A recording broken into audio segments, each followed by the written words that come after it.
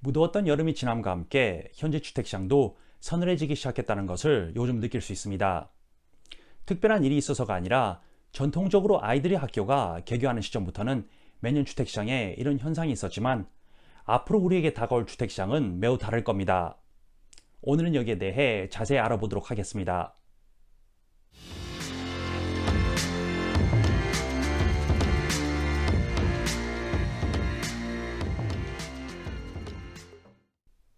안녕하세요 여러분. 아틀란타 부동산 전문인 잔희정입니다. 2024년 9월 월간 주택시장 보고서에 오신 것을 환영합니다. 오늘은 시작으로 모기지 금리에 대해 먼저 알아보도록 하겠습니다. 최근 뉴욕타임즈는 이런 기사를 올렸습니다. 파월 연준 의장 9월 금리 인하 때가 왔다 시사. 제롬 파월은 잭슨홀 연설을 통해 연준이 9월 18일부터 금리 인하를 시작할 것임을 알리고 고용시장에 대한 경계심을 표명했습니다. 그리고 여기서 파월 의장이 언급하는 고용시장에 대한 경계심은 이렇습니다.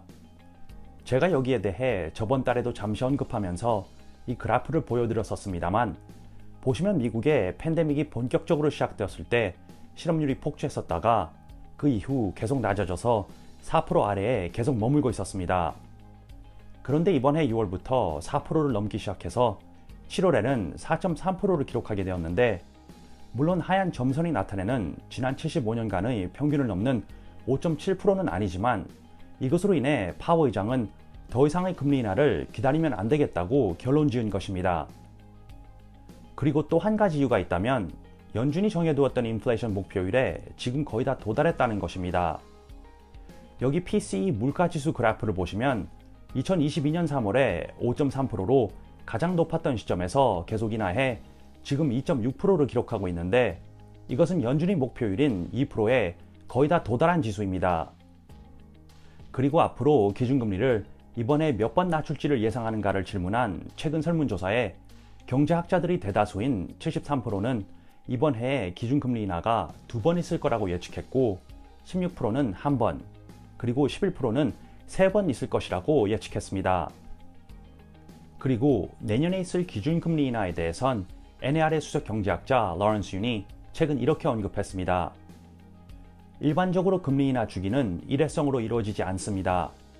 2025년까지 6에서 8차례의 금리 인하가 있을 것으로 보입니다. 그리고 앞으로 계속 인하하는 기준금리는 모기지 금리에도 당연히 영향을 미칠 것입니다. 여기를 보시면 팬데믹 시점 전이었던 2018년 1분기부터 내년 4분기까지의 30년 모기지 고정금리의 변화를 보실 수 있습니다. 기억하신다면 모기지 금리는 팬데믹 때 역대 최고로 낮은 금리를 기록했지만 2022년 1분기에 급하게 인상하기 시작했습니다. 그리고 이것 또한 미국에서 전례 없었던 가장 빠르고 가파르게 오른 모기지 금리로 기록되고 있습니다. 그리고 이번 해 2분기부터 금리가 하락하는 추세를 보여주고 있는데 자세히 보시면 다른 색상의 점선들은 각기 다른 전문기관들이 앞으로 예측하는 모기지 금리입니다. 그리고 보시면 Fannie Mae, MBA, NAR, 그리고 Wells Fargo 모두 다 모기지 금리가 내년 4분기까지 계속 인하할 것이라고 예측하고 있습니다. 자, 그러면 현재 부동산 시장이 어떻게 급변하고 있는지 함께 보시겠습니다. 현재 주택시장에 대해 NAR의 수석 경제학자 러런스 윤이 최근 이렇게 언급했습니다. 주택은 시장에 조금 더 오랫동안 머물고 있고 판매자들은 더 적은 오퍼를 받고 있습니다. 더 많은 구매자들이 주택 인스펙션 및 감정을 요구하고 있으며 전국적으로 매물이 확실히 증가하고 있습니다. 보통 부동산 시장에서는 매물량을 측정할 때 몇 개월이 매물량이라는 단위로 측정합니다. 즉 평균적으로 주택이 판매되는 기간이 얼마인가로 측정하는 것입니다. 그래서 보편적으로 주택들이 평균 6개월 안에 판매되는 기점에 있으면 판매자 시장이라고 일컫고 판매되는 기점이 평균적으로 7개월 이상이면 구매자 시장이라고 일컫는 것입니다. 그럼 지금 우리는 어디에 있을까요? 여기를 보시면 지난 24년간 미국에서 주택 매물량이 어떻게 변했는가를 보실 수 있습니다. 보시면 초록색 부분은 판매자 시장을 나타내고 파란색 부분은 구매자 시장을 나타냅니다. 그리고 그래프를 자세히 보시면 지난 2008년 금융위기 시점에 우리는 그냥 구매자 시장이 아닌 슈퍼 구매자 시장에 머물고 있었습니다. 2010년에는 평균적으로 주택이 판매되는데 12개월이 넘는 시점이 있었을 정도로 심했었지만 그 이후 매물량은 급하게 하락하게 됩니다. 여기에 대한 이유는 제가 예전에도 설명해 드렸지만 2008년에 많은 사람들이 자기 주택들을 포기하게 되면서 많은 매물량이 시장에 들어오게 되었고, 이 많은 매물량으로 인해 주택 건설업자들은 더 이상 주택을 구축할 수 없게 됩니다. 구축해도 판매할 수가 없었기 때문입니다. 그리고 그 이후 엄청나게 많은 밀레니얼 인구수가 주택을 구매하는 시기가 다가오면서 매물량은 급하게 떨어지게 된 것입니다. 그리고 2020년 시점에 최하를 기록하고 지금 다시 가파르게 오르고 있습니다. 그리고 우리는 머지않아 그래프에서 보이는 회색 부분인 밸런스 마켓 혹은 뉴트럴 마켓, 즉 판매자, 구매자 시장도 아닌 중립시장에 진입하게 될 것입니다. 그리고 여기를 보시면 2022년 1월부터 지금까지 주택 매물들이 판매되기까지 평균적으로 얼마나 오랫동안 시장에 머물렀었는지를 보여주고 있습니다. 그리고 초록색 막대 그래프가 나타내는 8월을 기점으로 보면 이번 해가 평균적으로 53일, 작년이 46일, 그리고 재작년이 41일로 해가 지날수록 판매를 기다리는 기간이 길어진다는 것을 확인할 수 있습니다. 그리고 여기를 보시면 구매자들의 오퍼 숫자도 더 줄어든 것을 알 수 있습니다. 작년 7월에 비해 이번에 7월이 매물당 평균적으로 오퍼가 0.3개 더 줄어들었습니다. 그러면 우리 조자주는 어떨까요? 현재 북부 조자주 주택 매물량 또한 꾸준히 올라 비슷하게 중립시장을 바라보고 있는 4개월을 기록하고 있습니다. 물론 이것은 평균 수치이고 지역마다 차이가 있습니다. 여기 제가 매달 업데이트해서 올리는 최근 월간 주택 매물 현황을 보시면 보통 한국 분들이 선호하시는 지역인 수완이 지역은 매물이 현재 2.6개월을 기록하고 있고, 잔스크릭 지역은 더 낮은 1.7개월을 기록하고 있는 것을 확인할 수 있습니다. 그런데 보시면 호시튼 같은 외곽 지역은 이미 5.2개월의 매물량으로 벌써 중립시장에 진입하기 시작했다고 할 수 있습니다. 그리고 여기 데이터를 보시면 현재 미국 대도시 중 어디가 벌써 구매자 시장으로 진입하기 시작했는지를 볼 수 있습니다.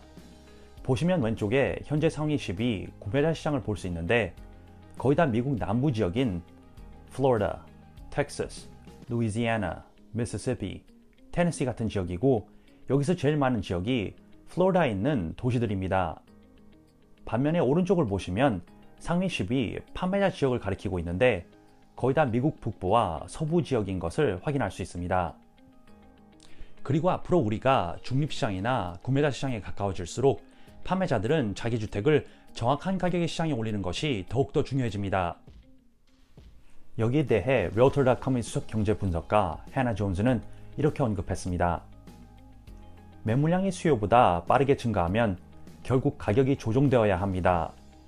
매물량이 증가하는 것은 시장이 균형을 이루기 시작했다는 신호입니다.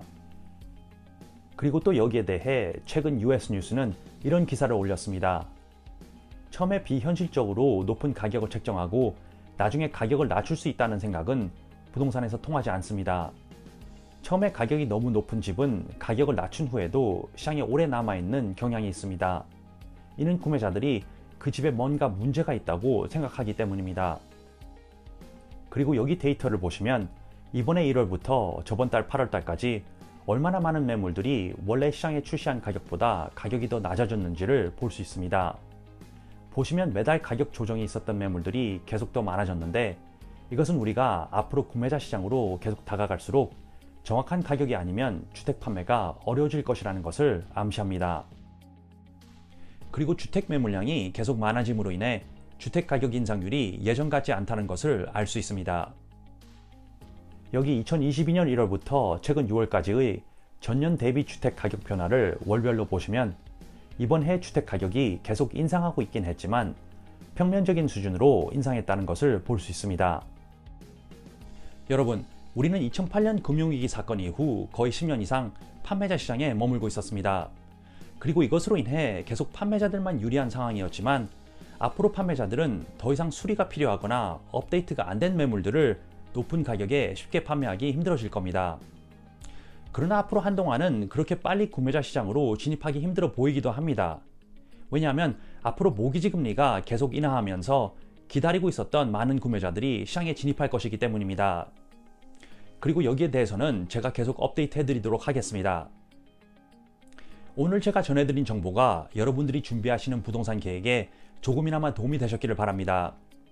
만약 도움이 되셨다면 좋아요와 구독 버튼을 꼭 눌러주시고 여러분들의 의견을 댓글로 남겨주시면 진심으로 감사하겠습니다. 그럼 다음 달에도 유익한 부동산 정보로 다시 찾아뵙겠습니다. 안녕히 계세요.